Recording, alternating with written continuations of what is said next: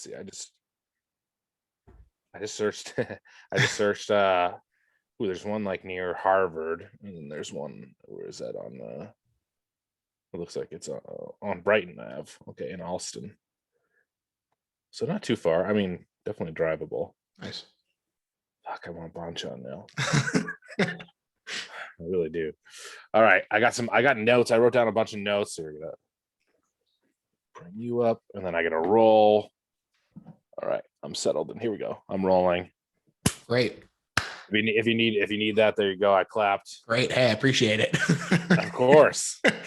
I wrote down a bunch of notes, but I'll let you guide, and I'll chime in whenever. Perfect. Well, don't be afraid to jump in though, because this is your pick. So as much as I'll be agreeing that it's the best during our conversation, I definitely want to hear what you have to say. So, all right, great. Hi, everybody. I'm George, and this is the Best Little Horror House in Philly, the show where we talk about the best horror movie ever made, according to our guest, at least. And I'm thrilled to introduce today's guest. You might know him as Spoon, the Spoon Man, Mitchy Two Spoons, Night Spoon, Dorito Kid, Mr. Slice, or even just Mitch. He's a birthday boy and one of the hosts of the Doughboys. Please welcome Mike Mitchell. Welcome, pal. Hey, thanks for having me. You listening off those nicknames makes me think of how like the show's gone on for too long. No. Hey, I love it every time you get a new one, man. I'm excited to be here. A long time in the making. I'm happy to finally be on. Yeah, I can't wait. We're thrilled to have you on here, and this is something that I have been trying to put in motion for a while, just because you've talked about horror a little bit on your own show, Doughboys, but it's always in the context of like, this scared the crap out of me as a kid. Like The Exorcist, I know you've talked about. You've mentioned Child's Play, which is the movie we're talking about today. So I'm curious sort of what it was like growing up, like your relationship to horror, and sort of if that's changed as you've gotten older.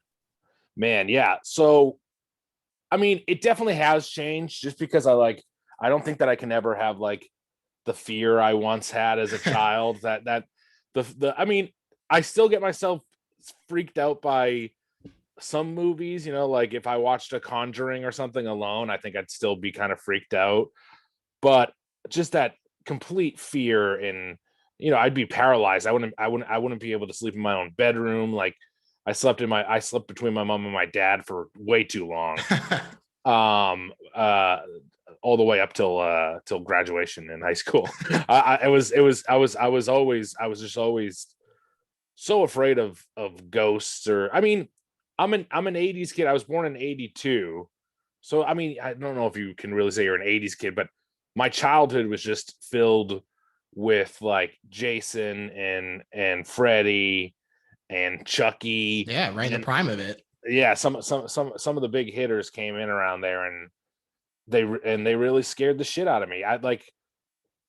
My birthday is around Halloween, so we'd always go to like a haunted hayride or something. Oh, that's fun. Or we like have people over and they would dress up for Halloween. And I remember like Green down the street would come dressed as like Freddy Krueger, and all the older kids would just try to scare me. You know what I mean? Like they would show me stuff that would scare me. They talk about it. Yeah. Oh, for sure. I mean, it was just that sort of thing of, and I was a kid that was like, you could scare pretty easy. I was afraid of like watching Gremlins when I was really young. Like Gremlins kind of freaked me out, the first one. Yeah. And then I finally got over that fear a little bit, but and then when I go to my friends, the Tufo's house, and their house is supposedly haunted. Ooh. And the mom would tell stories about the house being haunted. And then like later that night, we'd watch like Troll. Like Troll would be on, and Troll scared me so much. It's funny because Troll 2 is like, they made a movie like the worst movie of all time or whatever it's called. Right, the best worst movie ever made. The best worst movie ever made. And I saw the opening of that movie at my next door neighbor's house, and I was like so scared. I was so afraid of Troll 2, which is seen as like such a horrible movie. But I always I was always terrified, but interested in stuff like that, and ghost stories and stuff like that. And then by the time I hit like middle school and high school, I was able to kind of like watch some of it, USA Up All Night, things like that, where I would see kind of older horror movies I'd never seen before, and some B movies. The Stuff. I remember going over to my friend Justin's house and talking about The Stuff. Larry Cohen, a classic. we talked about it in front of his dad. He was like, "Did you see the stuff?" And I was like, "Yeah, I saw the stuff." And his dad's like, "What stuff? What are you talking about?" Just a lot of stuff like that. I'd always been around it. I always enjoyed it, but it wasn't until middle school, high school when I wasn't as scared of it as much. And then like college, I got into some of the deeper stuff, and the Dawn of the Dead remake came out when I was in college, and I got into Romero stuff kind of right before that. And Day of the Dead, which I want to do really bad. I have a couple buddies, this Bugmain and I used to live with Jack Allison, and I'd play like parts of Day of the Dead, and I love that movie so much. And I was so bummed to hear Jack stole it. I love that movie forever. Jack did it on here. It's like it's up there with as some of my, like, one of my favorite horror movies. And the thing is like my top 20 movies of all time. So I love The Thing. I love Day of the Dead is my favorite of the Romero me too. I think it's incredible. I think that this is not to take away from the first two, which are incredible in their own right, but just the questions that Day of the Dead is asking and the scares in it, and the fact that Joe Pilato is just going absolutely buck wild in there. Great movie. And The Thing, I always say that The Thing is like the Venn diagram middle section for me of actually scary and actually good. Yeah. And like it's got both things just firing at all cylinders. And seen as a failure. It's so crazy to me that it was seen as a failure. It's just, it looks incredible to this day. When I saw The Thing probably like my sophomore or junior year in college. So I even saw it kind of late. This is 2002 or 2003. But before there was kind of like a Thing renaissance. I feel like people really started loving The Thing, and then the sequel came around when I was in LA, and I was really excited for that. And it wasn't great, but I was blown away in school just seeing a movie that's like like whatever 20 plus years old, and being like, at that time, and being like, this looks cooler and is scarier than any horror movie I've seen recently. And Romero stuff I got into big when I was in college, and I love Day. Day to me is just there's so much doom and gloom in that movie. and people are like, oh, I love the feel of the 70s mixed in with Dawn of the Dead, and it gives a really weird vibe. And for me, it's the same thing with Day, but with the 80s. There's just a corrupt, empty feeling in that movie, and the opening's so good when they're calling for people in Miami, I think it is, and you slowly see the dead come out, and an alligator, and the newspaper blows over. I love that movie so much. It to me, that is his best movie. And then I remember when I came to LA, like the first year, Land of the Dead came out too. And you know what? I like Land. I like parts of Land. I loved it when I saw it at the time, and then I've revisited and been like, oh, okay, I see its shortcomings and stuff like that. But especially the opening to Land, I mean, that's what we all wanted. That's the feeling in Day of the Dead, where that opening set piece and you see all the zombies coming out. I feel like people just wanted more of that. Romero fans wanted more of that world, and to see more of that, and to feel that kind of that have that feeling of we lost, and it's inescapable. You're surrounded by, they now run the major cities, and how do you deal with that? And that's what I was hoping Land to be like. And you get glimpses of it, and there are great moments of it, but Day still, that opening is just like, it's so good. Absolutely. It blows me away. Yeah, I totally agree. I agree that Land has some interesting stuff going on. And I think that you're really right about what people were looking for, because Day of the Dead, it does start off with this great zombie thing where everyone is like, all these zombies are coming out of the woodwork. And then so much of it just cuts back to the base, and it's just focused on humanity being its own worst enemy and tearing itself apart. And then I can understand why somebody would be like, "Oh, I came here for more zombies than this." Oh, of course, and it works so well, just that tension, and then in the end, Yeah. just the insane. And some of the effects at the end of that Ooh. are just Untouchable. it's untouchable, and it's just some of the fucking grossest shit outside of like Yeah. the Fly and Day of the Dead, just some of the goriest stuff Yeah. you could ever see. When So Pilato good. gets ripped in half. It's insane. I mean, the vocal cord stretching to me Oh the vocal man. cord stretching to me is like ah, and it goes. You're just like, how did a person even think of that? When I was watching it, I mean, what the first time I watched it, it's like watching a snuff film or something. It feels like you shouldn't be seeing it. Mhm. It feels like the Faces of Death or something. It doesn't feel right when you're watching the ending of Day of the Dead for the first time. And I remember I was in college and I was a sophomore in college, and I had it on TV the first time I watched it, I think, and just calling my friend and at the time of being like, this movie's fucked up. I like need to talk to somebody.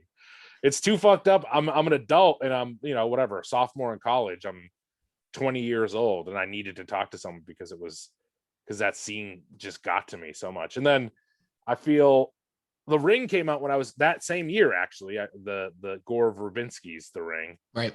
And I really loved The Ring when it first came out. I think it is a great horror movie. Still, I think it really works. And obviously the original Ringu is amazing, but I loved it back in the day. And me and my roommate Matt Grana and the two women who lived the floor below us, we went and all watched it as a group. And afterwards, I remember the women were like, the two girls were like, well, we were, that wasn't that scary. And me and Matt were like, yeah, it was fun. And then in our room, we like turned the TV around and had it face the wall because we were so terrified. And the two women we went with, besides probably being bummed out that they were with us, they just were not scared of the movie. It did not affect them at all. Wow. Not to say that there ever is any gender line as far as who is afraid of movies and who's not, but that me and my roommate Matt we were freaked out by The Ring, and both of us were like, we're not having any of it. And I feel like horror kind of went down. The Ring is great in some ways, and then that kind of was what it was for a while. And there was the Grudge remake and a lot of things like that. And it got into a place where whatever, I feel like was 13 Ghosts around then too. And yeah, then the remake of that, yeah. Yeah, it did kick off a big like import horror kind of wave where they Yeah. were like, all right, let's just do a bunch of these remakes. We actually just recently covered The Ring on this show, and it was my first time watching it because Wow. I was pretty young when it came out. I was too young to get into the movie, even though it was PG-13. And I was also very scared at the time. I was like, there's no way I'm going to go see this movie. And so Samara is scary. She's so scary. I was really still scary. really freaked out watching this movie the other It's week. scary. That turn at the end when the kid's like, why'd you do that? You shouldn't have let her, like, whatever. You shouldn't have let her free, or you shouldn't have saved her, or whatever they do. Yeah. And you realize, like, oh, fuck. She's just like evil. And then what a and twist. then watching her crawl out of the TV at the end is and yeah, I mean that Gore does a good job in that with that movie. It just is, it's really spooky. It worked really well for me. And I know that some people are so like, it's only the original and fuck the remake, but it worked. Yeah, why not? It worked for me. I liked it. But I've been a fan ever since then. And like, when I'm in LA, there's Neil Campbell and Paul Russ will sometimes do like a horror movie marathon on Halloween, like, or around Halloween, where we'd watch movies all day, and they'd range from, it would go from something that's not that scary, like is it Scary Buddies, like the Air Bud, maybe Spooky Buddies or something. Like that will be the first movie they play, or like, I can't think of a good example right now. But oh, you know what? Mr. Boogedy. Like it would be Mr. Boogedy is the first movie, and then the last movie is like Cannibal Holocaust or something like that. Like it goes from something light to something dark, like new wave French horror or something like that, like the French, what is it, French, Yeah, French Extremity. yeah, French Extremity, yeah, and stuff which I sometimes just even hard to watch, but it's fun to it's fun to kind of, and I've seen a lot of great movies that way too, things I've never heard of, but it's fun to go from something light to something grotesque, something you can't even keep your eyes on, because a lot of that stuff works for me. I will still turn away from the screen. I watching The Fly, still the arm breaking scene, things Oh like man. that. It still gets to me. I'm things like body horror and things like that really I don't do well with. So I still will go see a scary movie in theaters. I love going to the movies, and I always try to see whatever the new scary movie is in theaters, and Conjuring and stuff in the last few years, and I feel like I saw Mama in theaters, and I loved Mama when I first saw Mama in theaters.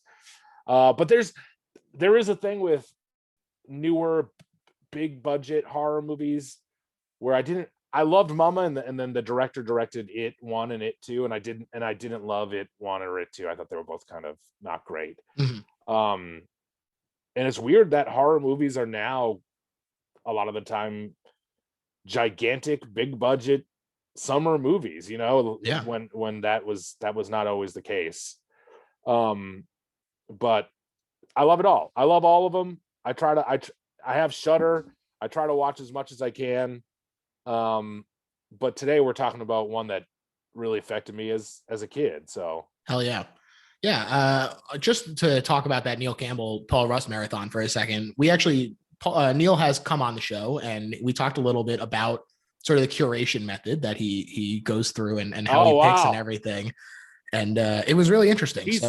He's so good at it. I mean, they find movies, he and Paul will find movies that I hadn't heard of that are great. We watched The Girl with All the Gifts. Is that what it's called? Right. And I had never heard of that, and then we watched it, and I loved it. And we'll just watch kind of, I feel like horror fans will know a lot of them, but stuff that a lot of people haven't gotten their eyes on yet, and they'll be great. Like the last few movies, there's always something cool we're watching, whether it is like a weird 70s horror, or like Pieces or something like that. Yeah, it's helpful to have someone who can kind of take the deep dives and be like, oh, here's sort of the best of what we've found. Yeah, no, introduce it to people. We watched on Shudder this last year. We watched Z, and I liked Z quite a bit. Z was fun. Yeah, that's a fun I don't know one. if you've watched Z. Yeah, it's that's a good one. But yes, as you say, we're here to talk about Child's Play today, and the best one, the best horror movie ever made. Mm-hmm. And like you said, it came out in the 80s, and now one of the big things about the 80s that everyone remembers is sort of the consumerism of it all. And it started with this pretty severe recession, but people started spending again after taking cues from Reagan's opulence when he took office in 81. His inauguration cost $11 million. The new China cost over $250,000. Plus, malls were becoming even bigger. More companies could make mail order work, and it was everywhere in the culture, with songs like Material Girl coming out in 1985. So it was very, very focused on sort of material wealth. And you know what? You know who benefited from that? Me, because I was getting that fucking Ninja Turtles play set. I was getting the Turtle Man. Yeah, every Ghostbusters toy. Wow. I mean, not everyone, but you get it. Yeah. 80s kids had it great. There were a lot of great toys back then, and hell yeah. I didn't know the opulence of the 80s like some older people did, but from certainly the opening of the movie where Child's Play comes up over a bunch of boxes of Chucky dolls or good guy dolls is relatable. I feel like going to there was a place called Child World, which is kind of a creepy name. There was a place in Child World in Quincy, and just the opening to this movie, I was like, yeah, that's this is what it was. This is where this is like my my favorite place to be as a kid from whatever, 3 to 8 years old. So yeah, I think that is one of the things that really emerged as a cultural touchstone of the 80s. It's very reminiscent of sort of the Cabbage Patch chaos between 1983 and 1986, where parents were literally fighting at each other to get Cabbage Patch dolls for Christmas. And That was a little bit before my time, but I do remember the Tickle Me Elmo debacle being pretty similar. So Oh yeah, Tickle Me Elmo was that was one crazy Christmas. I remember people died. I mean, like it's insane that like even one person died. That's yeah, so sad over Tickle Me Elmo. Like God, hard to fuck. believe. No, don't. Yeah, Jesus, don't care about this. And but that I feel like that was that's maybe like when it was dying. That's maybe it's like it's dying breath. Not to say that there isn't, you see with the PS5 or whatever this year that people will always try to get whatever the hot toy or gaming console is or whatever. But I feel like especially in like the My Buddy and Me, like that all maybe died with Tickle Me Elmo until a new one comes out in 5 years. Sure, eventually there will be a new one for sure. But yeah, anything that's this popular as to literally incite brawls is going to create a lot of imitators. And one such imitator was the My Buddy doll, which you mentioned, which was sort of a Cabbage Patch boy, or Cabbage Patch Kid aimed more at boys. Honestly, a little bit of a controversial move at the time, as I'm sure people can imagine, based on how people are acting about Potato Head. They were like, "Oh, you can't market a doll to boys, like that's just not allowed." And How wrong they were. how wrong they were.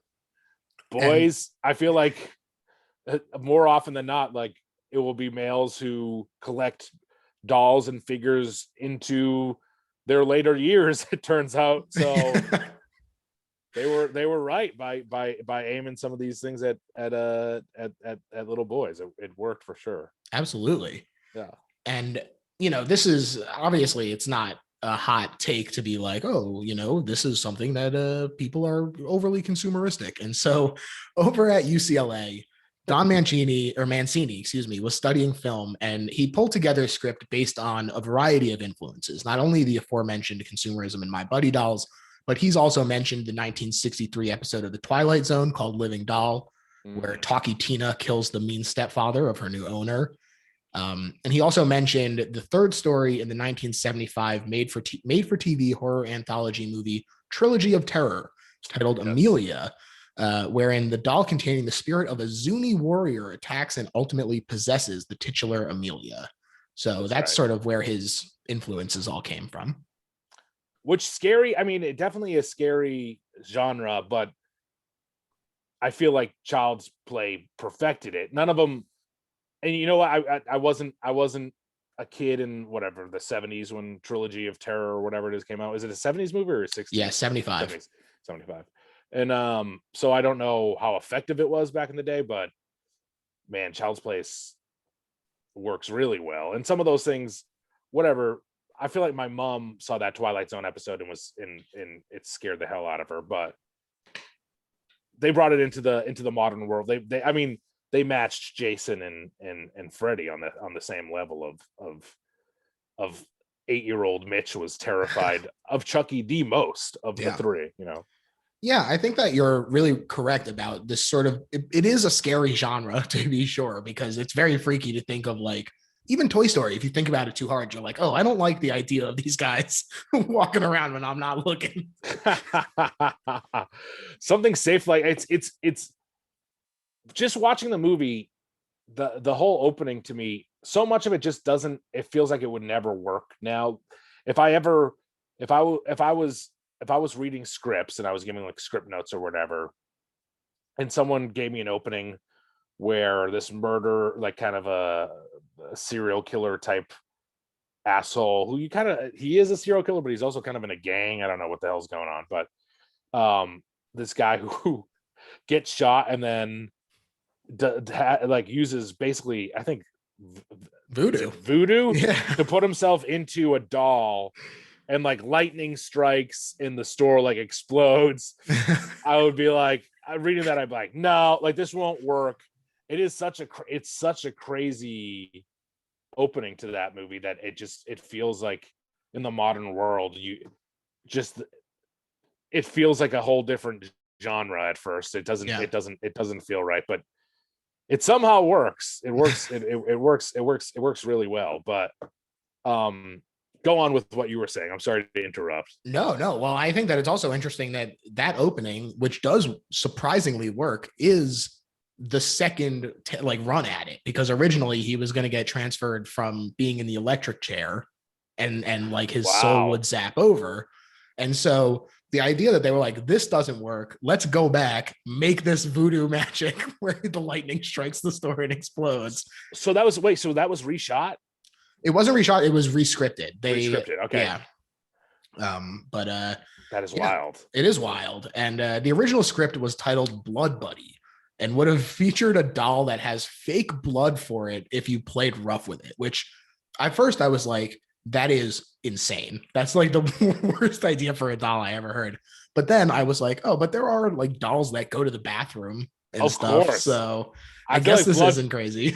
Blood Buddy maybe would have worked. I probably would have had one if it existed back in the day. I feel like Blood Buddy, you just like beat it up and it will start bleeding. That is that is crazy. That it's an interesting idea, but the idea is that Andy's blood would have mixed with the doll, bringing him to life through Andy's repressed rage attacking his enemies. Mm. And it was also one thing that I did think was interesting about this original script is that it was going to be kept ambiguous for longer about if the killer was Andy or the doll. Which that's one of my big notes watching the movie. And you know, they don't really show Chucky, and I wrote it down. I think it was like 43 minutes in or something, where you finally see Chucky, like, oh, that's Chucky. There he is. He's talking, or in the crazy moment, especially with Catherine Hicks, where his head twists around, and then you're like, oh, it is really doll, which is fucking scary as hell. Yeah, super scary. But I did wonder, because there's a world where I think you play up that mystery to the end, and then there's a world where it's like, oh shit, Andy is the murderer. Oh my god, Andy's gone insane, and, right. and I feel like you can see a lot of movies ending that way. And honestly, I feel like even seeing Brad Dourif, is that how I didn't say his name incorrectly, right? I think so. He's great, and he's right. He's in Deadwood. He's in a bunch of stuff. I love him in Deadwood. He's great in The Exorcist 3 as well. He's great. I mean, he's so much fun, and he's the perfect voice of Chucky. And I honestly don't know if seeing him before he enters Chucky, I don't know if the opening works as well like now, but I still do love it, because even if whatever, it feels like I was saying, it feels like a completely crazy different movie almost when you're watching the opening to the scares you have later of like seeing Chucky scurry by. But that stuff still works, you know. It doesn't affect it to that stuff, so that stuff doesn't work. Just the mystery side of it and all of that could have been played out a little bit more. But I still, anytime that you get to see Chucky moving, or you see him out of the corner of your eye, it's the fucking scariest. It's the scary. It's so scary. Yeah. Just getting a little glimpses of Chucky, and then later even seeing him just like moving when they pull all the guns out and he's really moving. Yeah. Also scary. But yeah, I really agree. I think that this movie feels like it could have gone in like 5 different directions, and each one of them would have been interesting. But yeah, like you said, I think I also noted that it was almost exactly halfway when Chucky, his head turns around and you're like, oh shit, it is Chucky. Yeah, it's fucking Chucky. And it's crazy that he goes off into like a Chucky rant too, which, because there's a lot of stuff where you're like, oh, Chucky gets funnier later, you know, like he's not as funny here. You don't see like as much of the Chucky being like, hey Andy, it's me, like you see a little bit of that, don't get me wrong, but in 2, like, you see more Chucky, and in 3 you see more Chucky, and then later on he's the main character. He's the main character. He's comedic, you know what I mean? You're seeing, so like the fear of seeing Chucky is gone.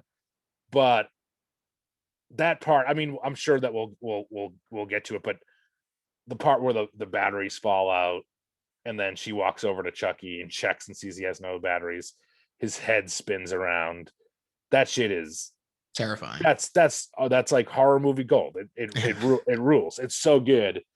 And then quickly after that, he goes nuts. Yeah, it's like, you fucking bitch, and it's like more like Chucky. It's crazy when he goes off and is like calling Catherine Hicks a bitch and a slut and this terrible stuff, and you're like, oh, that feels a little bit more like how Chucky is later, but it's also darker and kind of more fucked up than Chucky is later on. I don't know if Chucky is ever as fucked up as he is in this first movie ever again. Yeah, it's interesting. They kind of, I think that with the VOD ones, the two most recent ones, not including the reboot, they kind of tried to go back that way. And I know that not everyone likes the newer ones. I happen to think that the two VOD ones are pretty solid, and especially Cult of Chucky, they really, I think, tend to go a little towards the darker side again, which is an interesting path. I'm not opposed to them going back this way. Yeah, I mean, like, I love some of the campy stuff later on too. Like Seed of Chucky and Bride of Chucky are a lot of fun, and I it's the craziest franchise. I mean, I tip my hat to Mancini because this movie feels like it never should have worked, and it fucking worked. And then there's people who love this movie, and they're just fans of the franchise.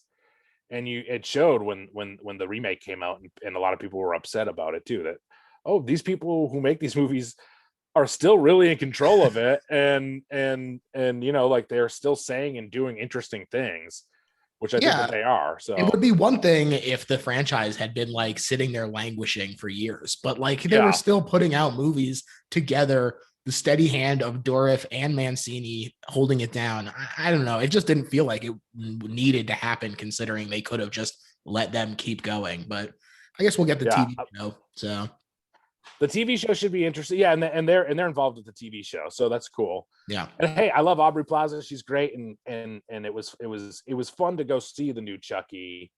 Was it called Chucky? I think it's Child's Play again. That's right, because they have the remake rights to Child's Play specifically, right? The first movie, and there's like a couple fun moments in the movie, but the original is so good. And speaking of which, just stuff that you touched on before, but in the opening when we see Andy, he's watching what is the Chucky World dolls called? The good guys, good guy dolls. He's watching like a good guy cartoon show. Yeah. And he's making breakfast for his mom, and he's using Good Guy cereal. Oh, that breakfast is fucking gross. I mean, that I did mark that down, that him spilling the breakfast and waking up Catherine Hicks at 6:30 a.m. is the scariest part of the movie for me. That's fucking sucks. It's a nightmare to be woken up at fucking 6:30 and then have this disgusting breakfast of super charred toast, which will come back later. That charred toast is a little hint of what's to come. Wow, so true. I'm so surprised that the fire alarm didn't go off and wake her up first before he had a chance to wake her up. But and he's making this. He's putting sugar in the super sugary cereal. A lot of sugar. Yes, and then there's a great thing with a good guy's mascot that's giant.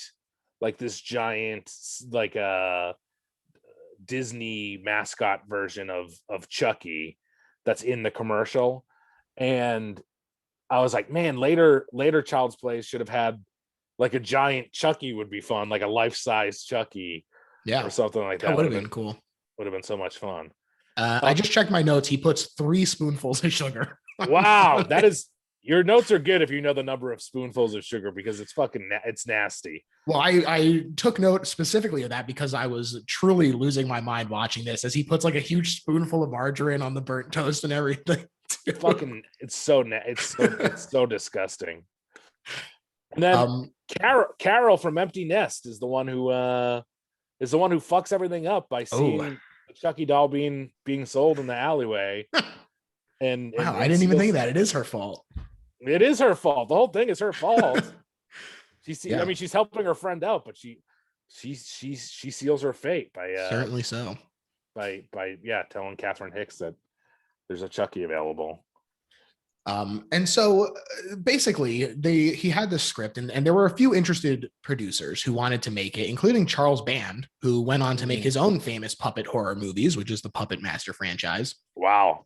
Yeah, he said, "I don't need you." Puppet Master also, those spooked me as a kid too. Those that worked. Yeah, That those are fun. yeah, a lot of fun.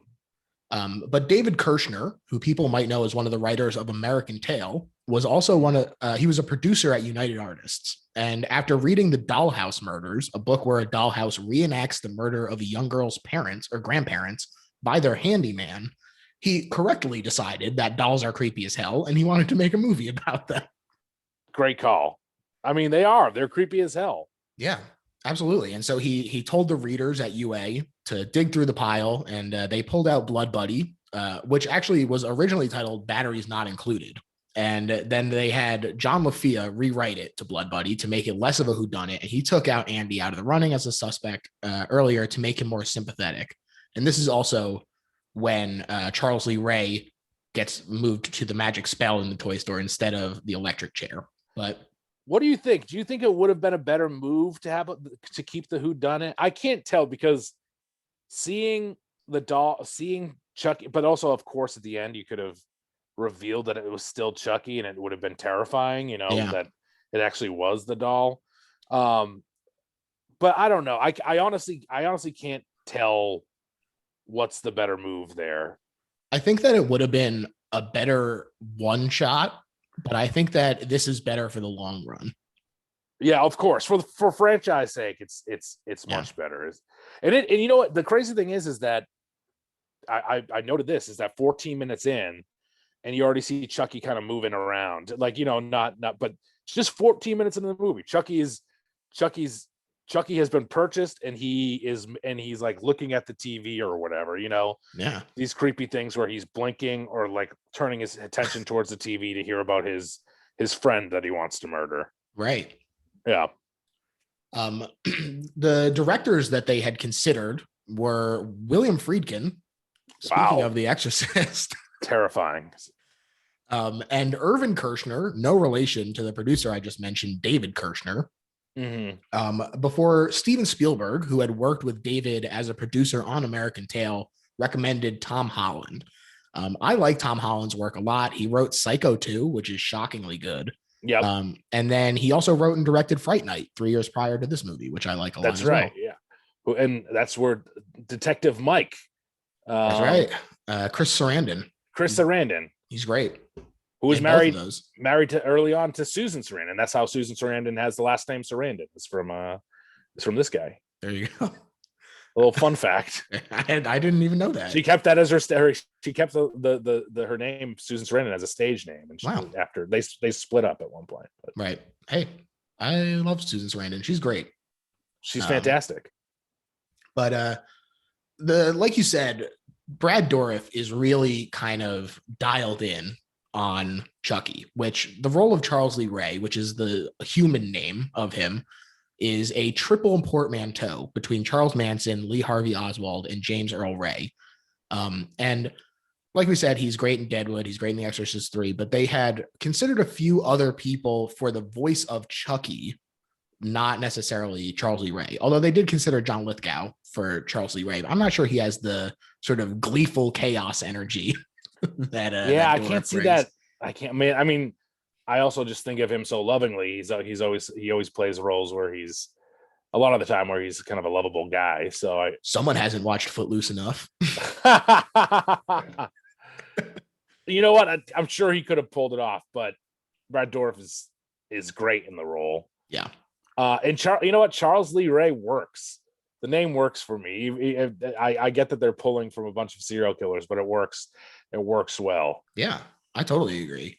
Yeah. And like I said, they did the voice of Chucky in post-production. And so they had even tested a cut where it was done by Jessica Walters. And he was like, hey, the devil was voiced by a lady in The Exorcist, and that worked. But audiences didn't respond well to this. And he liked her performance, but wasn't thrilled with how it fit into the movie. So ultimately they just went back to Brad, which I think was the right move, because he does transition so perfectly and really keep it steady. Oh, I agree. I mean, like, especially later on in the series, but like I was saying, that voice of like I'll fucking kill you is scary as hell. And then also like, come on, Andy. Like when he's talking like that, When the he's voice trying to be works. the nice guy, the good guy, even. He's trying to be a good guy. He's like, it works really, really well. So I think perfect casting. I think Brad is great in the movie. Absolutely. Yeah. Andy Barclay is played by Alex Vincent. I think he does a good job. Kid acting is so tough. He does a good job. He does one particularly bad line that's at the end of the movie. This is the end, friend, when he does that. Yeah, it's not great. That one's not great. It's not great, and it's also like so not worth it for that line because Chucky doesn't die there. Like that is not. I know that it's like, yeah, we got him or whatever, but Chucky comes back to life moments later. Yeah, it's also like, is this 6-year-old gonna like be like, yeah, I thought of the perfect one-liner. Yeah, it just that one-liner doesn't work that well, but all the stuff going on around then is rules, but the one-liner doesn't do it. But he does do a good job. It's, of course, child acting is so hard, and I think the kid is good in that way of he actually does feel like a kid, which is maybe the most important part of this movie is you need it to feel like a little kid, and it feels like a little kid. And when he's just right, I wrote down here when you see him like the doll whispering to him, and which is like the kid just acting and holding the doll up to his ear or whatever. It's fucking scary. It's scary and it looks good. And then we get the moment where Chucky's looking at the TV and watching the new, like when Carol from Empty Nest comes out and she gets shocked that the doll is sitting there with the news on. It's so fucking scary, and works well. And then the POVs. That's the thing. It's like the POVs are so scary when you get Chucky's first POV, and I feel like you could have played with that longer with the Andy thing, but I don't know. They of course made the right choice. Right. Yeah, and like you said, his feeling like a kid who is sort of swept up in this, I think, is the most important part of it. It's not something like Sixth Sense where he has to have this sort of grounded adultness about him. Yeah. He needs to feel like a 6-year-old and the kind of kid who would be desperate to have this toy and would be thrilled and obsessed with it and everything. I think it does work. Yeah. Look, you don't want to see this child stabbed. Not that you want to see any child stabbed, but they're like, this is a poor little kid. I am nervous that this kid's going to get killed or his body's going to get taken over by this fucking psycho doll. Yeah. And, it's even to the point where he's so sympathetic that the reason he got the role is because when he was like talking to the casting people, he didn't want to say the word bitch in the audition when he's like, Chucky said Aunt Carol's a bitch or something like that. That's so funny. And so he pretended to forget the line and he did it like several times and they believed it until he started crying because he was just like, I don't want to say the word bitch. That's so funny and cute. What a nice kid. I'm happy he got the part. Yeah. And you know what? That line is, this is the end, friend. It's good. I'm just going to say it's good. I like it. You're off the hook, Andy. You're Alex. Off the hook, Andy. As you said, Andy's mom is played by Catherine Hicks, who I think is absolutely fantastic in this movie as the beleaguered mom trying to do her best. She's great. Yeah. And met her husband on this movie. That's right. Over 2 decades they've been together now, Kevin Yeager. And Kevin Yeager designed the animatronic, which these kind of robotics were really in their infancy at the time. And he was only 24 when he started working on Child's Play. Wow. And now he's an icon for these things. I mean, he designed the Crypt Keeper as well, which is a personal favorite of mine. And that robot actually reused the eyes from the Chucky doll. Wow. That makes so much sense. He has those like kind of blue eyes, right? Yeah. That's crazy. Those eyes are fucking creepy. especially when you see him burnt up and you still see his bluish eyes. Oh, that's man. Right. Yeah. So good. And it actually took up to 9 puppeteers to work the various animatronics, including I was watching the behind the scenes stuff and they were like controlling the face pieces through this like neat rig that just like mimicked their facial motions and everything. And then they also used stand-ins for sequences that required a little more agility. And the stand-in is the actor from Children of the Corn. Oh, really? Yeah, the actor from I think Kane, is it Kane from Yeah. Children of the Corn? Right. Yes, that's who plays the runaround Chucky, which for me it's the scariest version of Chucky. I still think the scariest version is when you see him when Andy's in the I guess mental hospital, basically. You see Chucky kind of climbing the stairs outside. Oh yeah. That all that shit, all the background catching glimpse of Chucky, or when like he like is like standing up and looks down and runs out of the room or whatever. Just I love that stuff. That stuff is the scary. That's what scared me so much as a kid. For this movie specifically, I just remember, I don't know how old I was when I came out, like 6 or 7, maybe like 6. I think it was 6 years old, and I remember this movie with pay-per-view. That's specifically what I remember about this movie is pay-per-view, and maybe it was channel 30 at the time in Boston. I don't know what, on cable, and you could watch it and they would show like the first few minutes of the movie on pay-per-view way back in the day, and then you could call up a number and order it. Mm-hmm. But it would then scramble, and you could sometimes still listen to it when it was scrambled, or you could sometimes like still see it. And I feel like, I don't know if this is right or not, but I feel like I like saw a lot of this movie, whether it was like a free preview, because I think they even did free previews sometimes, or it was like an HBO free preview or something, and I just saw too much of Chucky. And like I remember watching the pay-per-view channel scrambled and like being so afraid of Chucky. The static. Truly, I mean, even just hearing it, and they would play like the trailer over and over again on the pay-per-view too, before the movie started, or after it had started, right? And that scared the shit out of me too. So this is specifically a movie that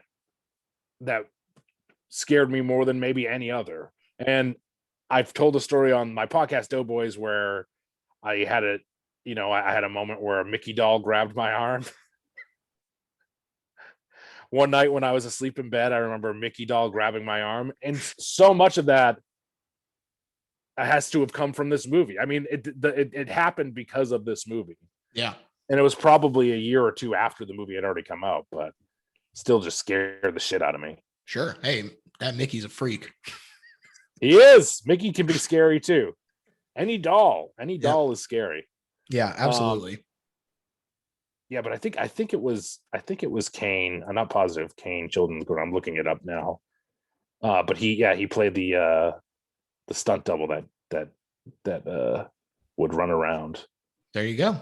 Oh. Fun fact. Fun facts. And they finally started filming in Chicago in January of 1988 using the Brewster Apartments, famously the home of Charlie Chaplin, as the family's home, and wrapping less than 2 months later. Wow. They started testing with a 2-hour rough cut, which that's too long for this movie. Yeah. I mean, the movie it's 90 minutes and it moves quick. Yeah. It starts up and then Carol from Empty Nest is getting hammered in the head pretty fast. Yeah. Yeah, it does. It moves. And I think that it's to the movie's benefit. And, 100%. Yeah. Especially if they had sort of teased out sort of the whodunit aspect, I could see that being where some of the additional length comes in. Mm-hmm. Yeah. Yeah. So maybe it was better to not even deal in any of that stuff. They made Isaac. It's Isaac in Children of the Corn is the kid. John Franklin is his name.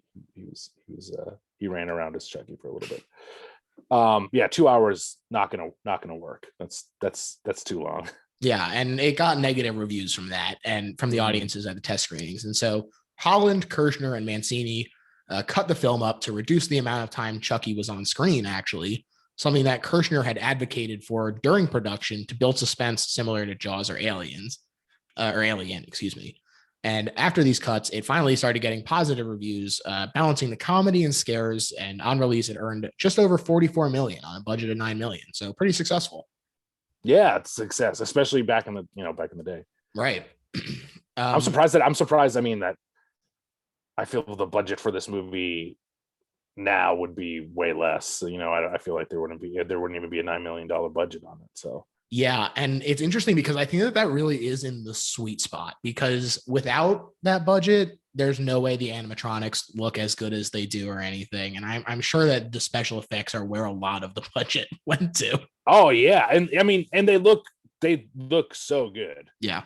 I mean, that's the funny thing is like watching this movie, you'd be like, oh, there's dolls like this, and you're like, no, there was like my buddy or Teddy Ruxpin sucked so much, and seeing this doll, you're like, whoa, this doll is like scary, but it looks legit, but obviously is like doing stuff that most of these dolls can't really do, turning its head and like blinking its eyes like a fucking creep. They nailed it with it. They nailed it with the robots. They look really great.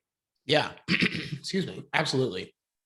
So to get into the actual movie, it starts off so good, not only with the scene that we were talking about, but the pulsing score over the credits, I think really like gets you jazzed and interested in. I think it's great. The score is great. The score is fantastic. Yeah, it's like there's a lot of like ding ding ding ding ding. Like there's a lot of that stuff later, but it's played really well. A lot of creepy, like kind of a little kid creepy music too, kind of vibe, almost like a poltergeisty music. It's great. Yeah. It is great. And it opens up on this detective casting off his disguise to chase a serial killer. What's not to love? Yeah. Old Detective Mike. That's right. Yeah, Chris Sarandon or whatever. Yeah. Mike Norris, he shoots Charles Lee Ray, also known as the Lakeshore Strangler, which is a fun serial killer moniker. It's I mean, it is great. I almost wish that we knew more about the Lakeshore Strangler, and it is just funny that like with this serial killer that it's just like turned into a thing where it's like a foot chase and they're chasing each other and shooting guns at each other, and there's another guy, Eddie, that's Eddie, right, his partner in crime. Yeah. And he sees this chase happening plus a cop car coming up after him, and he just peels out and he leaves Charles to fend for himself. Yeah. And so, like you say, Charles breaks into this toy store. We finally get the title card when the camera lingers on a pile of Good Guys dolls stacked to the dang ceiling. Yeah. And I loved just watching the camera like navigate this toy store and getting to scope out all the fun old toys like Power Play Hockey and all that stuff. Just fun to look at. It was so great. I mean, it like I said, it was that sort of thing of that it was the best and safest place for a kid to be. I think there's that just in what this movie plays on so much of is like, oh, the safety of a child. Like he's safe when he has his toys or he has his doll or whatever. Right. And then turning a doll villainous. It's perfect. Yeah. And so in this toy store, Detective Mike shoots Charles again and he hits him in the chest.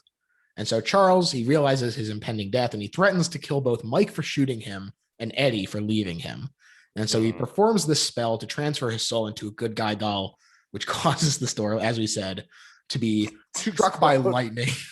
Struck by lightning and explodes. This fucking rules. The shattering glass, the gathering clouds, the huge fucking explosion, and the stunt work with everyone just flying out of there. It's fucking crazy.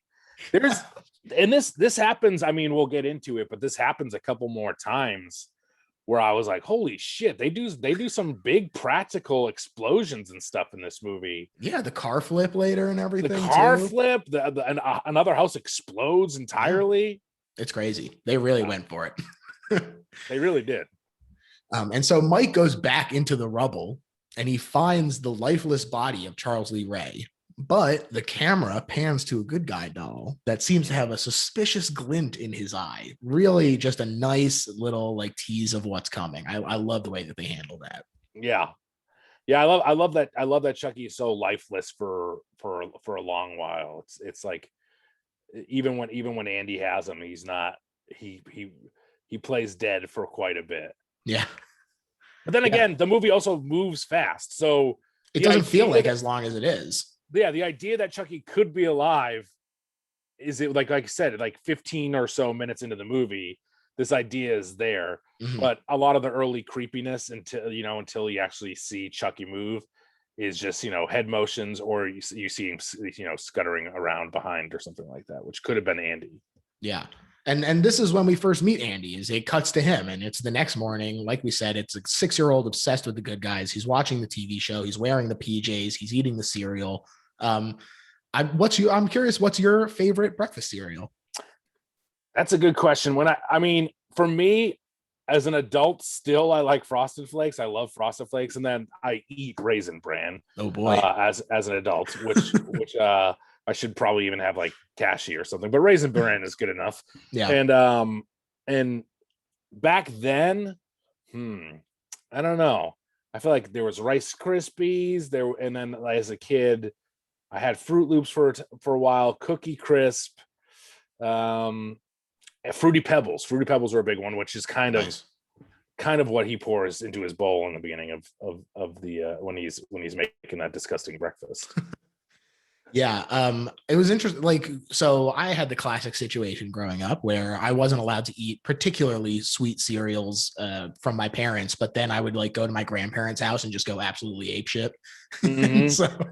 So like at home, I would be eating like Cheerios, Rice Krispies. My dad loves Kellogg's Product 19, a cereal no one has ever heard of before. You know what? I used to love Rice Krispie Treats cereal. That was one that I really loved back in the day. That was great. That was one that I had at my grandparents' house. That was a big one. And Oreo O's were the two that I really loved. Oreos.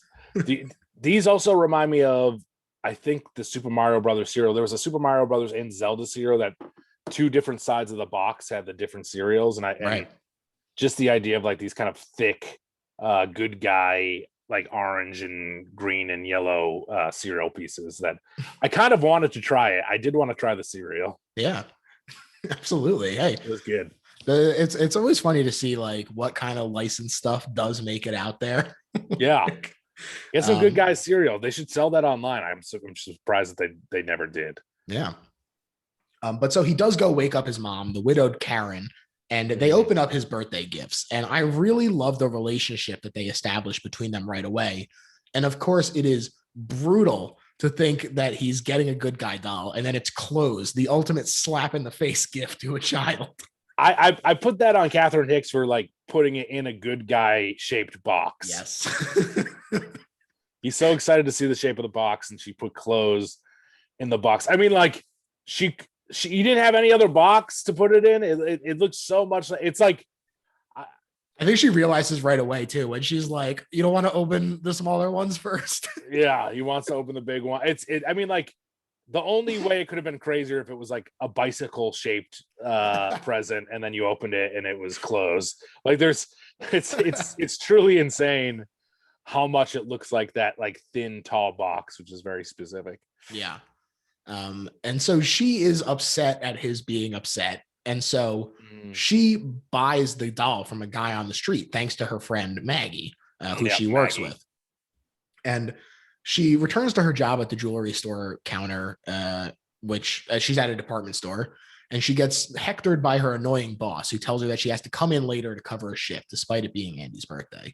And so I feel like would this guy have gotten killed in an is there a longer cut where this guy gets the fucking, I hope so, gets destroyed? This guy, this was like a prime, he should be killed guy. Yeah. And he never, like, Chucky should fucking strangle him with his bow tie or some shit. It just felt like a lost opportunity, or maybe it was scripted and they cut it out or something. But he does feel like the kind of guy who's like set up for a death later. Oh yeah. If I was watching this movie anew and I'd never seen it before, I'd be like, this guy's toast. he just feels like a guy who's going down. He sure does. But unfortunately, well, hey, you know what? Maybe he does. We don't even see it. He might have gotten killed. Maybe when Chucky is crossing the city. Yeah, I pray Chucky fucking just ran into him and fucking fucked him up. He's like, strangle you with a necklace. But so Maggie says that she'll babysit Andy for Karen.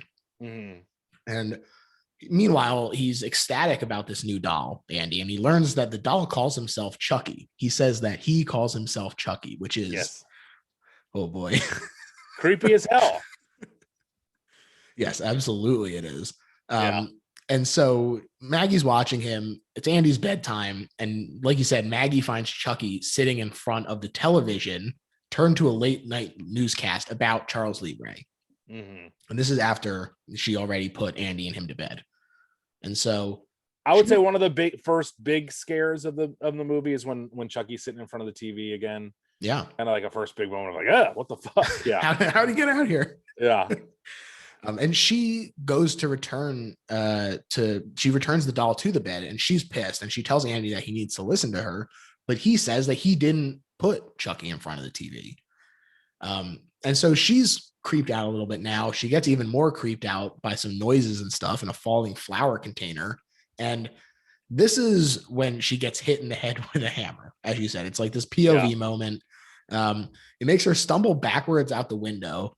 And it's this really great shot as she falls in slow-mo through the snow, and then the truck crumples below her. Great stuff. Again, just another, like, you're like, whoa, I can't believe this is, because it just shot so well where you see her hitting the hammer and then you see her fall backwards out the window, and then they cut to the reverse and you see her falling out the window. Yeah. And then you see a body hit, like you said, like hits a truck or a car or whatever. And you're like, wow, that was filmed really, really, really well. A very effective death. So much so that it's the thumbnail on what I watched last night. The thumbnail was her falling out the window and like the shadow of Chucky's face, like in the background of the building. Wow. Yeah, it's here. Here it is right here. That was the thumbnail of oh yeah. Look at that. It's the building fall. But a great first death. It was funny to me that it was like the good guy hammer. I was like, that hammer fucking packs a punch, whatever, that was like with the good guy set or whatever. So yeah, I like that it's not actually the thing that kills her. It's strong enough that it like shocks her and sends her stumbling backwards. But if she had managed to grab hold of something, who knows what would have happened. Yeah, she was just kind of honestly a little bit clumsy. Yeah. But Karen returns home later that night, and she is greeted by a police barricade. She rushes in to find Detective Norris there, who seems to suspect Andy thanks to the footprints in the flour on the countertop.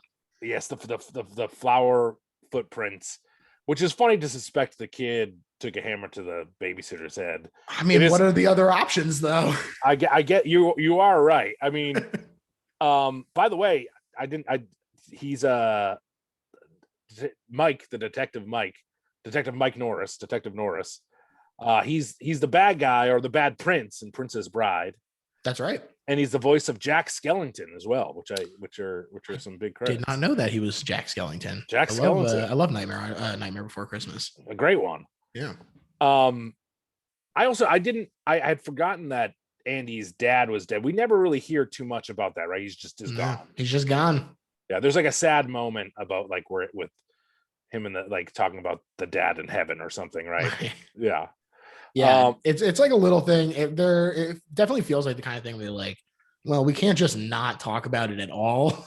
Like, yeah, that's, you know what, I wrote down the line. Andy says that Chucky is Charles Lee Ray was sent from heaven or something. Like oh right, he says like Daddy sent him from heaven or something.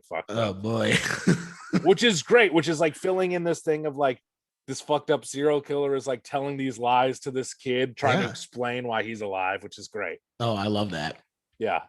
And so Andy tells the detective and his mom that it was Chucky up there, which everyone obviously dismisses.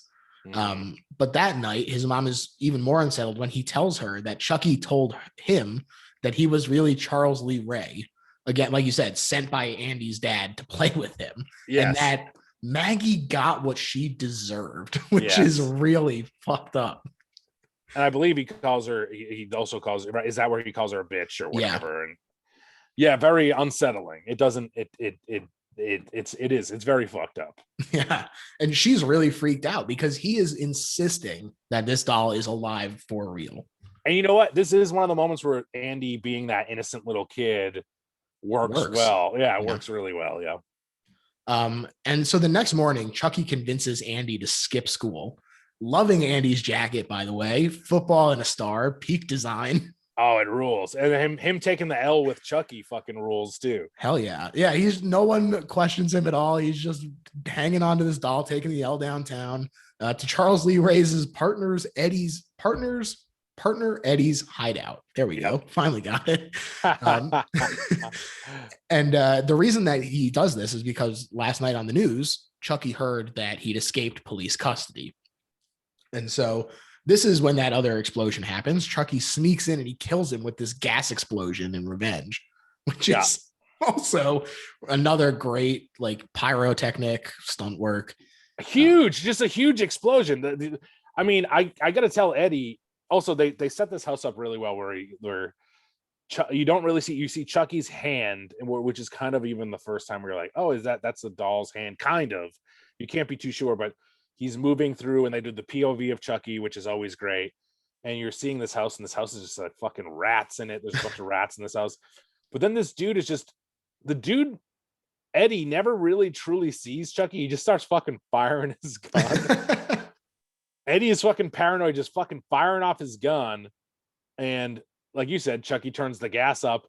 Eddie opens the door and just fucking fires another one. He just is fucking firing this gun left and right. Eddie was a madman, and he went down because of it. He got incinerated. He sure did. And so obviously the police are suspicious of this small child who just happens to be around 2 violent deaths.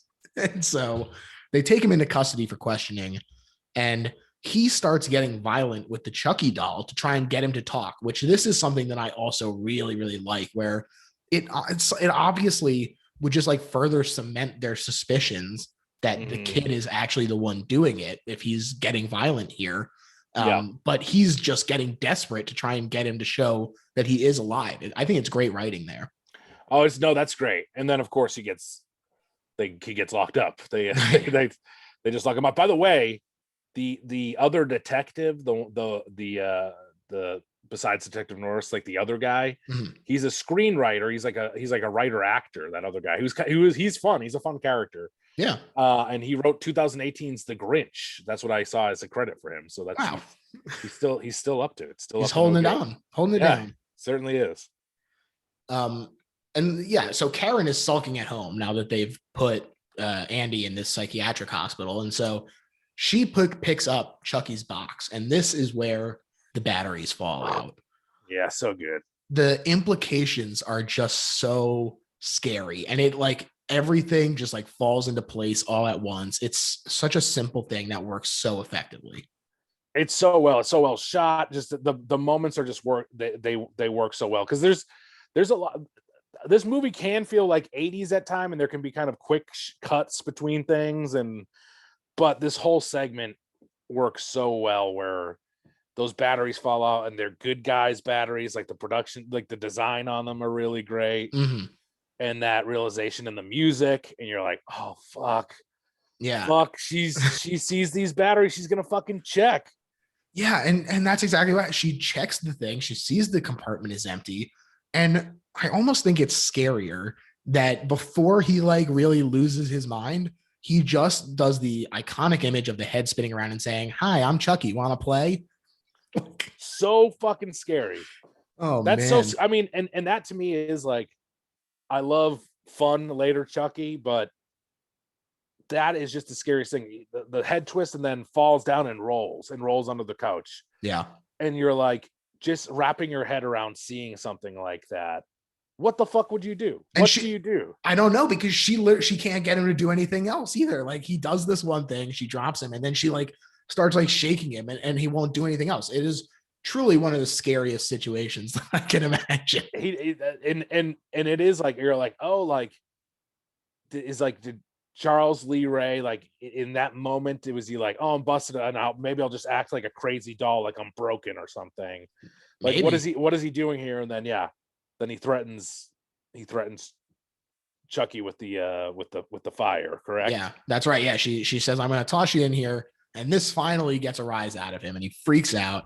And he comes to life. We get our first taste of Brad as Chucky. Even though we've known, it's still kind of shocking to see him come to life so realistically and start screaming about, "I'll teach you to mess with me, you fucking bitch!" Like it's like, insane. Whoa. Yes, he's immediately so fucking hostile, and like I'll fucking kill you, and fucking biting her. He's biting her, and punching and her and dirty. shit. It's insane. And then he escapes, which is crazy. And he leaves a nasty bite on her arm. He leaves a fucked up bite. Yeah, well, I mean, her perfectly understandable reaction is to hurl this fucking doll as far as she can. And it's her. This is great here too, because she like throws it, and then she's like, "Holy shit! Like, I need to get this doll," and like the doll kind of scurries away, and she's like, "What do I need to like still have this doll?" And she kind of goes chasing after it, but she loses it. Right, he makes it into the elevator while she's having to run down all these stairs and everything. Yep, it's great. It is great, and so she heads to the police, and they don't believe her any more than they did Andy. So yep. So she's like, all right, I'm going to go find the guy who sold me this doll. Mm-hmm. He tries to coerce her into giving him money for the info, but Yes. she doesn't have anything to give him. And so he starts gearing up to assault her. Yes, there's an attempted assault, which probably should have not been in the movie. This moment is not a great moment. No, it's not ideal. Thankfully, Detective Mike rolls up to save the day before anything actually happens. But yes. It's not an ideal situation. Yeah, it feels very much also an 80s thing of it's scary homeless people. That's kind of the vibe of that entire scene. There's another moment of that too when so that moment hasn't aged well, of course, but there's oh shit. Hold on a second.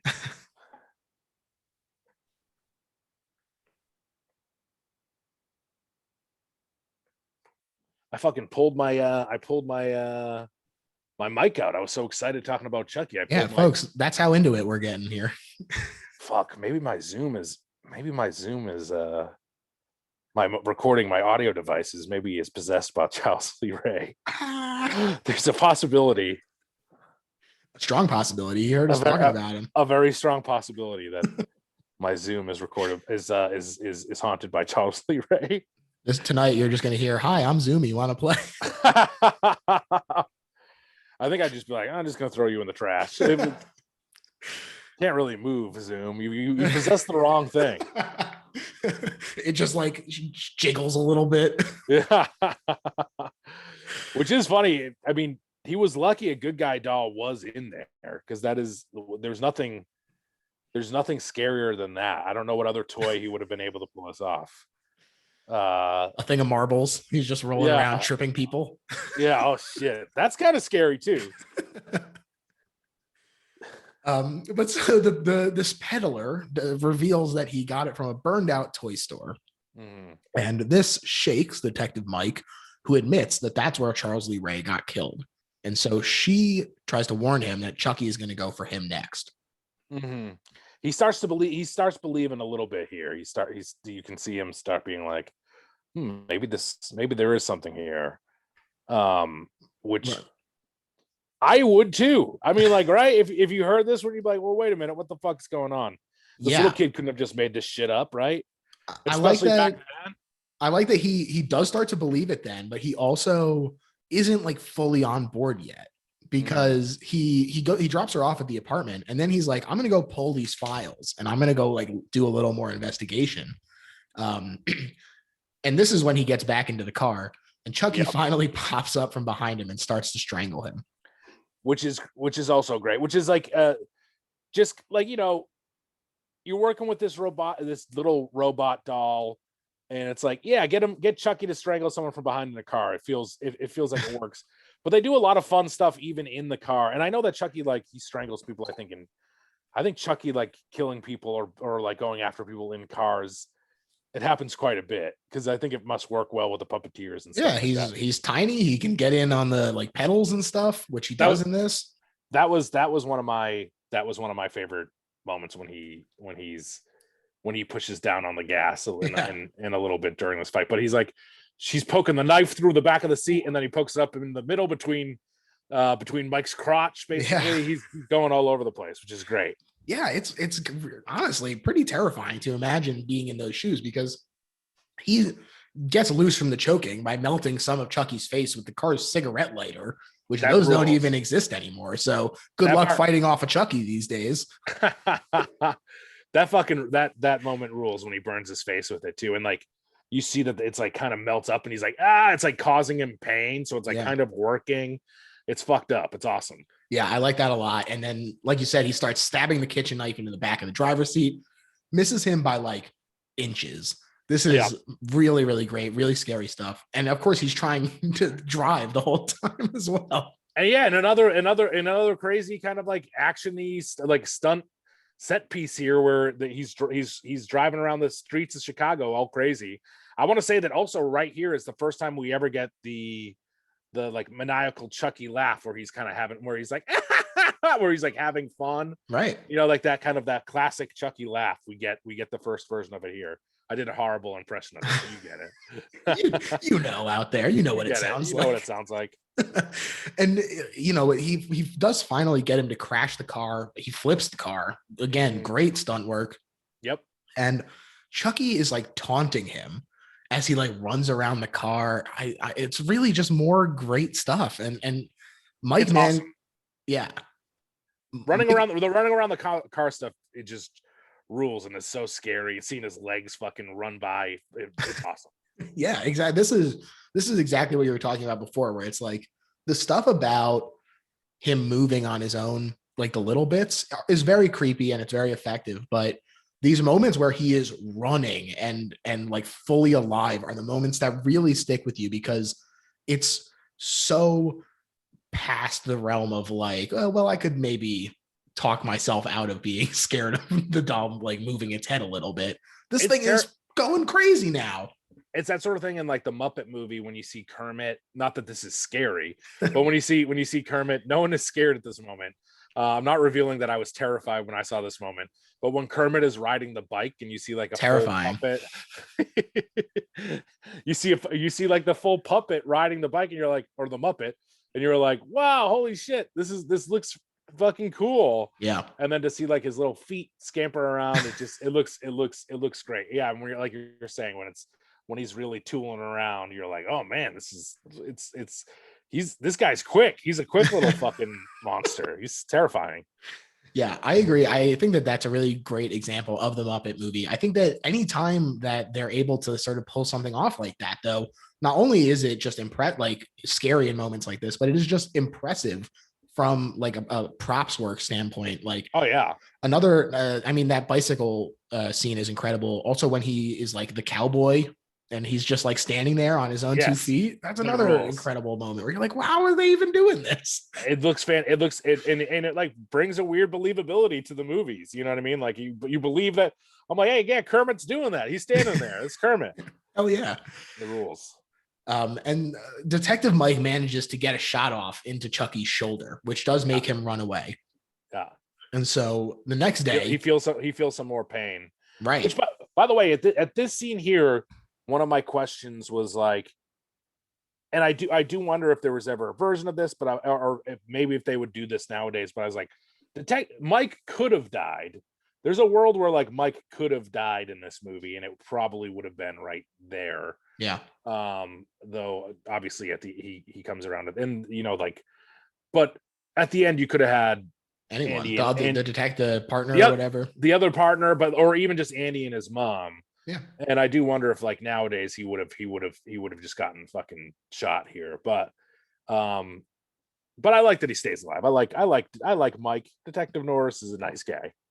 Yeah, it is an interesting character. I think that the fact that he is willing to sort of accept what's happening, it makes him a little more interesting than someone who might be similar in movies that you know have come out over the years. But yeah, I like him as well. I'm happy that he stays alive.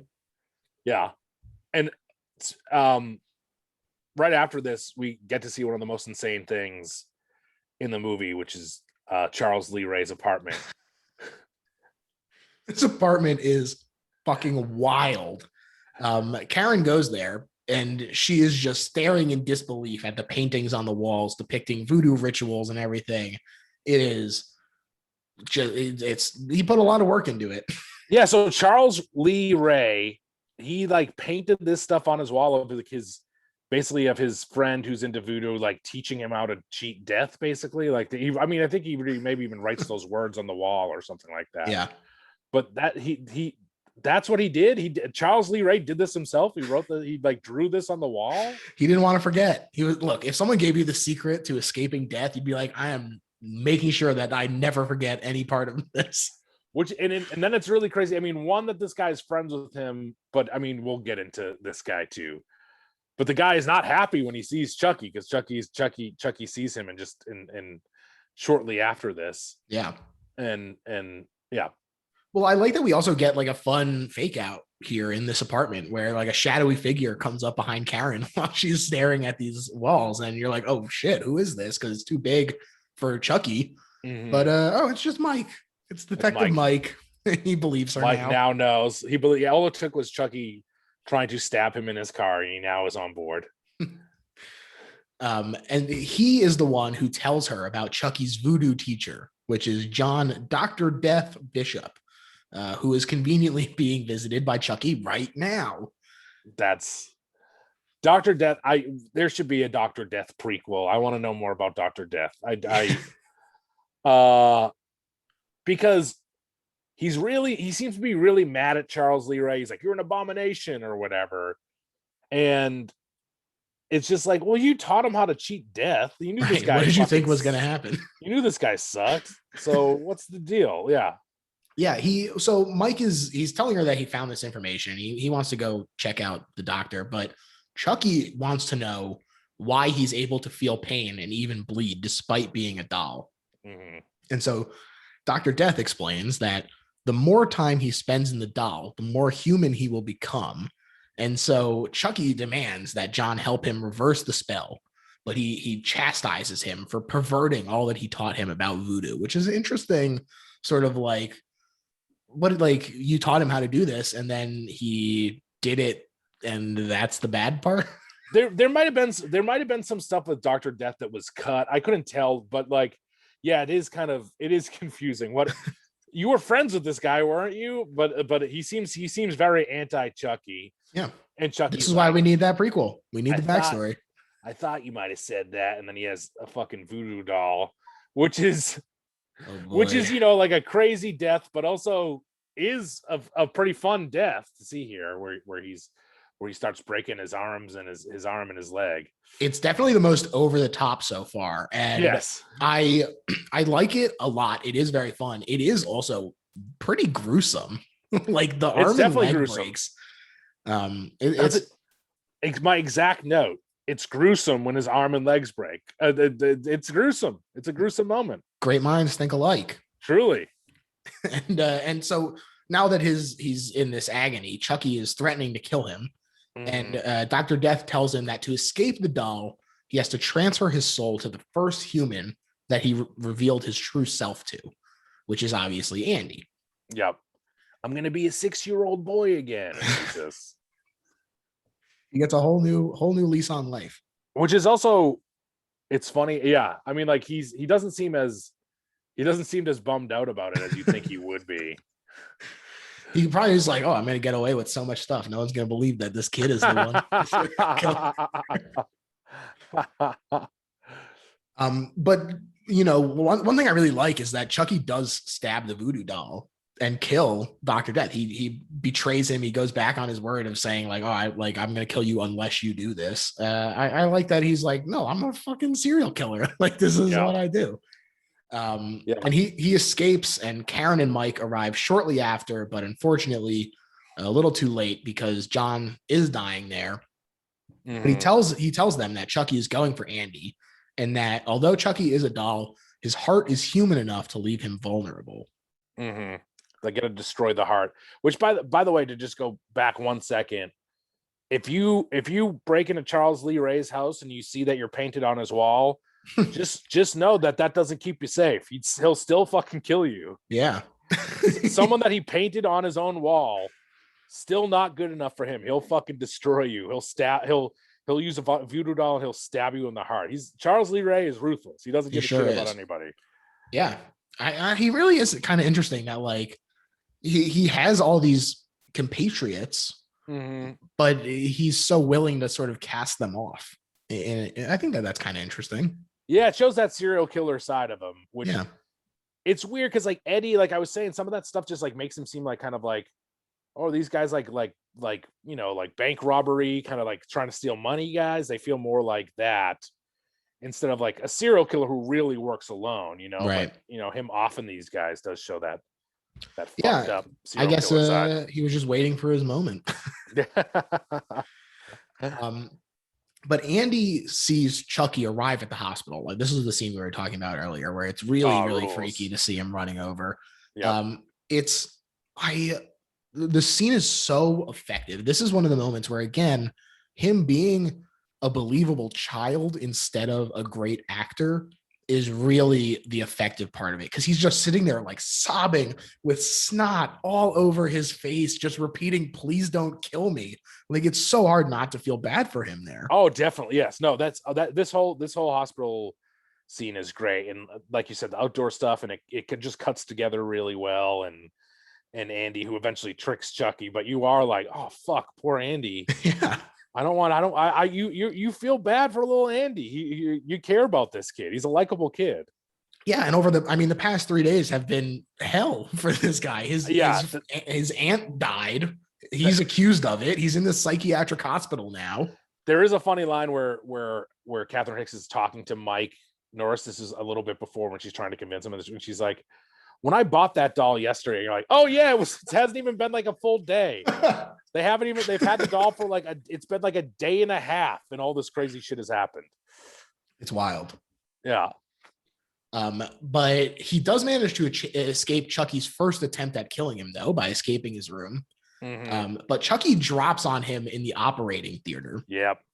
And the doctor comes in. He attempts to sedate Andy, and he gets killed by Chucky for his trouble via tendon slicing and then brutal electrocution. This is another really fun death scene. This is a great death. And this doctor, like the guy who works in the department store, earned it. This doctor is like so set up to be like, this doctor is fucked. Like, which is why I'm still shocked that the department guy store. I'm going to write some fan fiction about the department store guy. But there's when he slices his Achilles or his whatever he gets his tendon there and he falls down. You see Chucky's feet scurry there too, like around his head. Yeah. And it's great and creepy looking. And then he just he fries the shit out of this guy. He really fucking fries this guy. This guy where his face is turning starts turning to ash, basically. It's insane. It's great. It's really, really good. Mm-hmm. And Andy escapes while this is happening. I like that. Like, the thing that lets Andy get away is Chucky just being so caught up in like killing someone else that he loses track of him. He enjoys the killings, which is very funny. Yeah. Andy makes it back to the apartment, and then there's a great scene. And this is that one-handed bat swing is pretty impressive for a doll. I was gonna say there's the funniest scene in the movie. To me, the funniest Chucky comes right before this, where Andy has escaped to the apartment, and then there's an old couple on the elevator, and Chucky's just laying there, and the woman says she sees Chucky, and she's like, "Oh, what an ugly doll."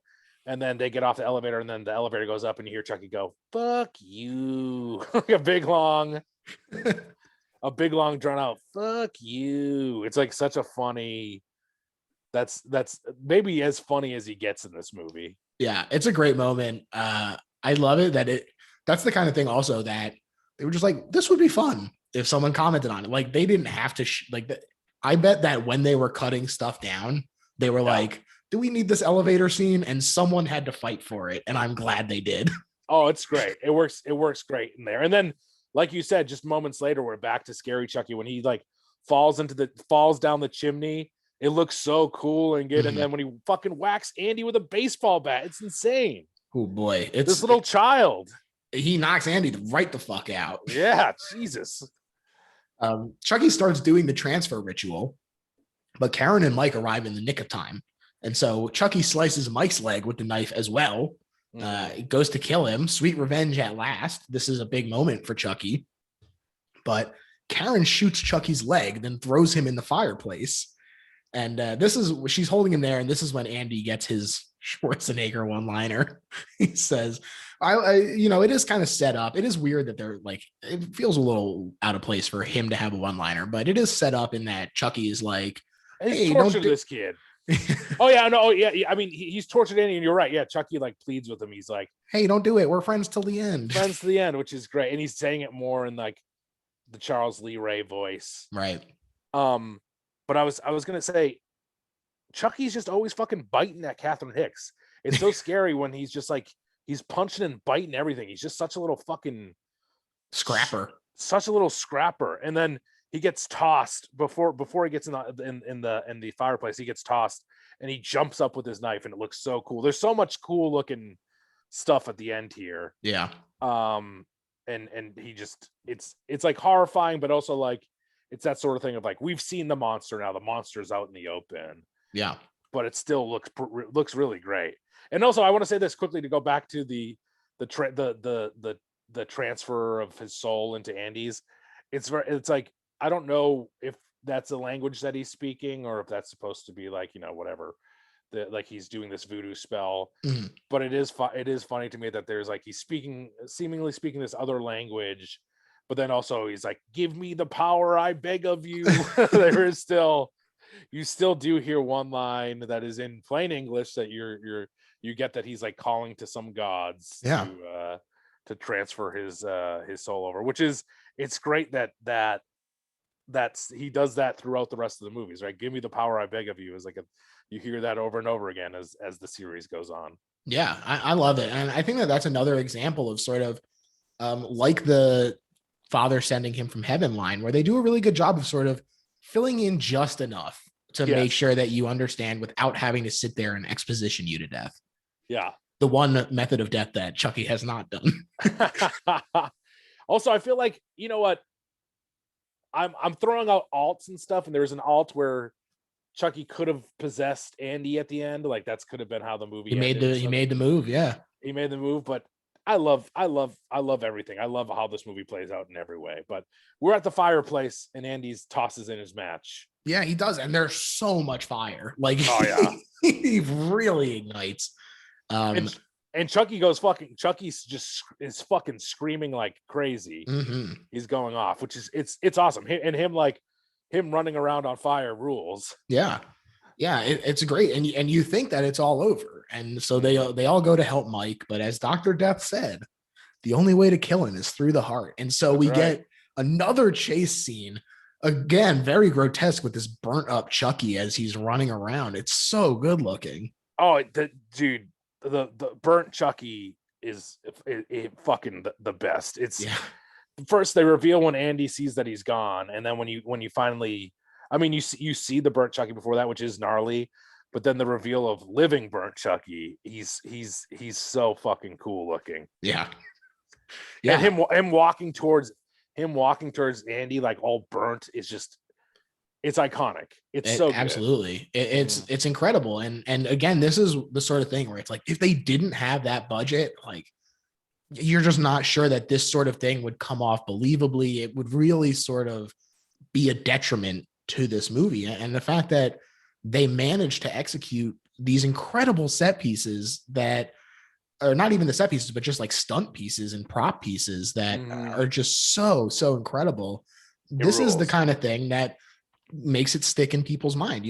Ultimately, if it had just been a movie about a talking doll, still probably would have been really scary, but I don't know that it would have found as much of a foothold outside of people who had seen it young if it hadn't had these incredible moments. Agreed.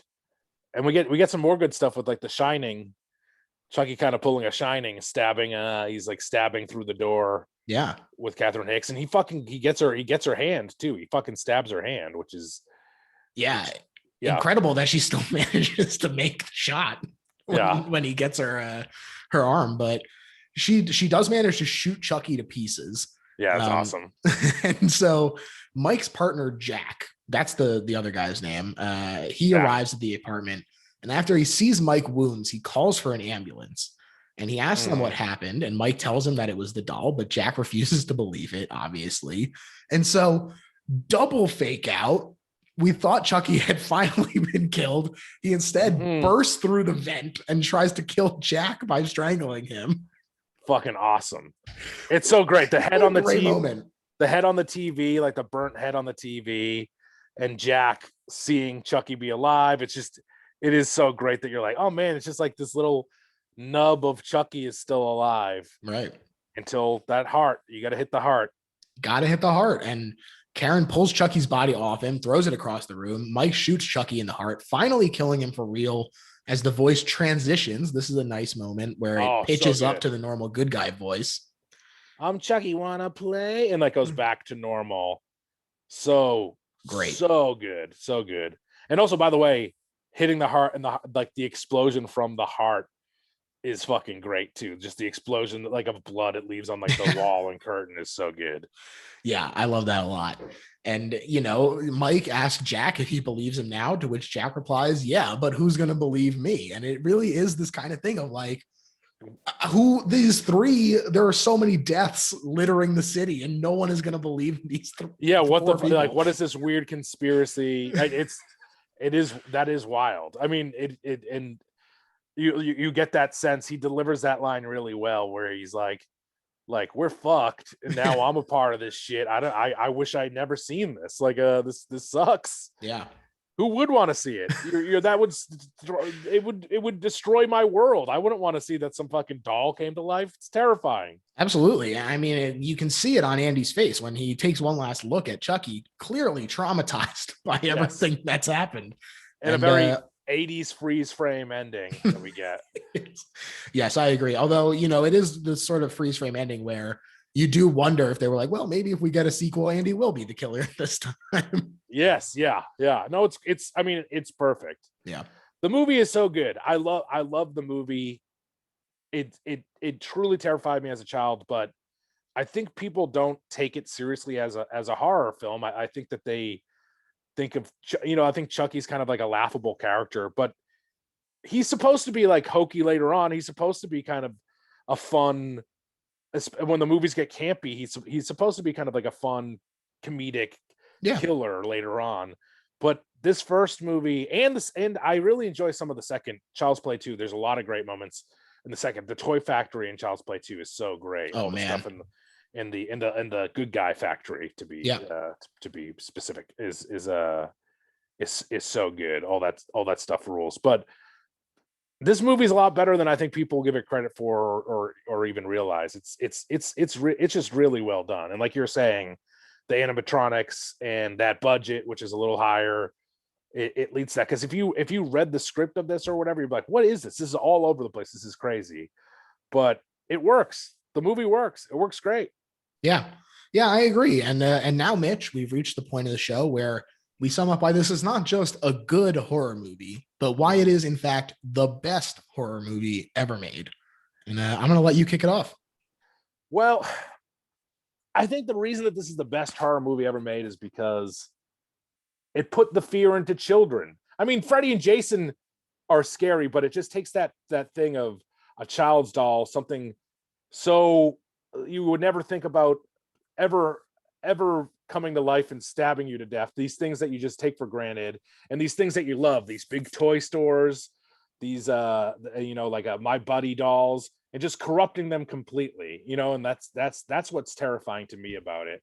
I think it works so well in that Chucky was up there with Freddy and Jason, who were the Freddy and Jason in the 80s. Those are the two top dogs, and Michael Myers too, but 70s. Yeah, we already had his time in the sun. He had his time, but like in Freddy Krueger, and it's like this little doll is among the icons of horror, and just playing on that thing, the fear of a child, which even look, Freddy Krueger, he comes after teenage kids.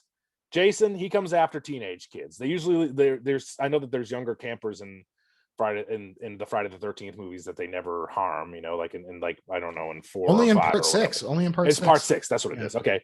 And so like this is the real threat of a sweet child dying and his soul being taken over by this serial killer forever.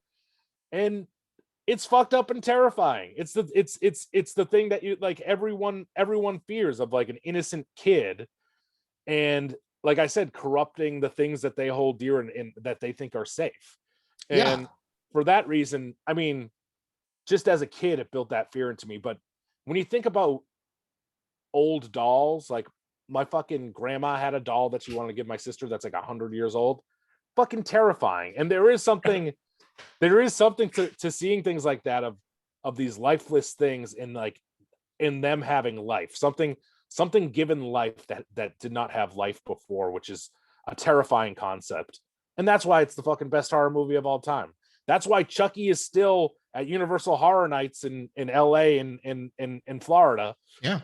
Why Chucky is still has a big role. And look, he becomes funnier later on. The movies get more campy. But in this first one, seeing him scamper around and that idea of like, who's killing people? It's a doll. And then seeing that be real, that fear realized of like, oh my God, it is real. And now I'm getting stabbed by the doll and I'm dying, or I'm getting hit with a hammer in the head and I'm dying. That shit is terrifying. It's great. Yeah, I totally agree. To me, this is the best horror movie ever made because of that subversion that you're kind of alluding to. I think that Freddy nightmares are already scary. Mm-hmm. And sleepaway camp, you know, for a kid, you're away from your parents, you're maybe spending time by yourself for the first time away from them. Mm-hmm. That's also scary. But this is subverting something that is supposed to be very safe. Yes. This is the inversion of what children hang on to dolls for security. And for them to take that security away from you is really, really incredible. And it's great that it is just like put in this like big corporate, it could be anywhere, it could be any doll in America, it could be in any house in America. Yeah. Just this fucking stupid doll.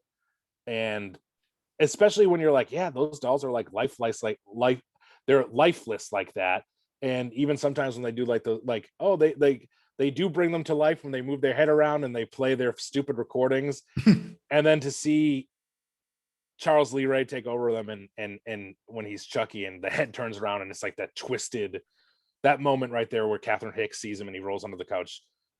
That to me is like one of the scariest things ever in horror movies. And I know that a lot of it comes from childhood, but that's where a lot of our fears come from. Hell yeah. Childhood fears. Kinder trauma. That's what they call it. It works. It sure does. Me. And I also love that Don Mancini has talked about how he doesn't condescend to horror. He really loves it. And I think that is on display because you can sometimes tell when someone is making a horror movie just because it's usually more effective to make with a low budget than some of the other genres. And, you know, they just think that they might be able to make a cheap buck off of a horror movie. But with Don, I think he really does love it. And having a lasting icon made between Brad and Don working on this, I think it couldn't have happened to a nicer group of people. Listening to them on the commentary track that I listened to was just so fun. They're such nice guys. And that's what makes this the best horror movie ever made.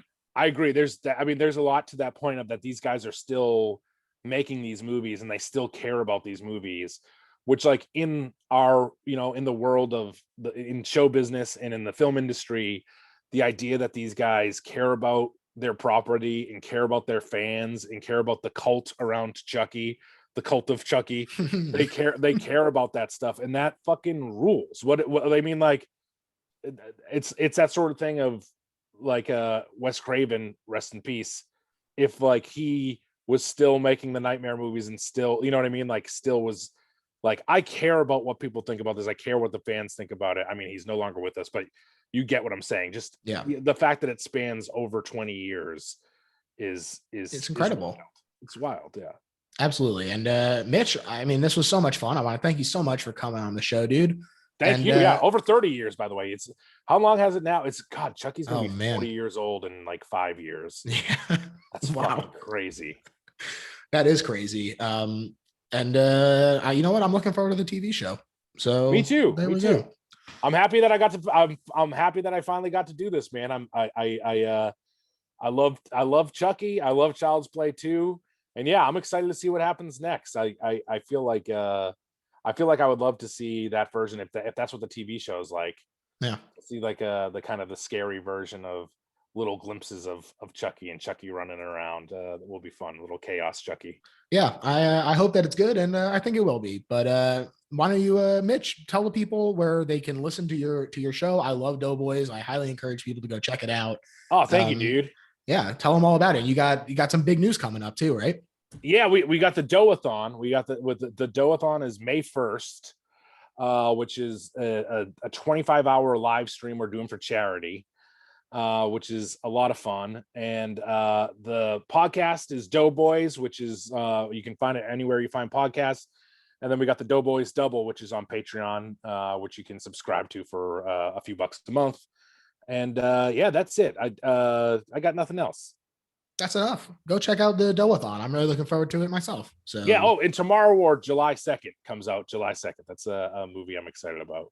Which is that's right. Be actiony and should be it should be scary too. So I'm excited for people to see it. Hell yeah, I can't wait to see it. And as far as my plugs, you can find me on Twitter at Little Horror PHL. The show also has a Patreon. We do bonus episodes, early and ad-free episodes. We're doing a watch along of the X-Files, which is my first time watching. So if you like the X-Files and you want to chime in over there, just sign up for the Best Little Horror House in Philly Patreon. And rate and review if you're enjoying the show. That's it. Thanks again. Thank you, dude. All right, everyone, have a good one. See ya. Bye.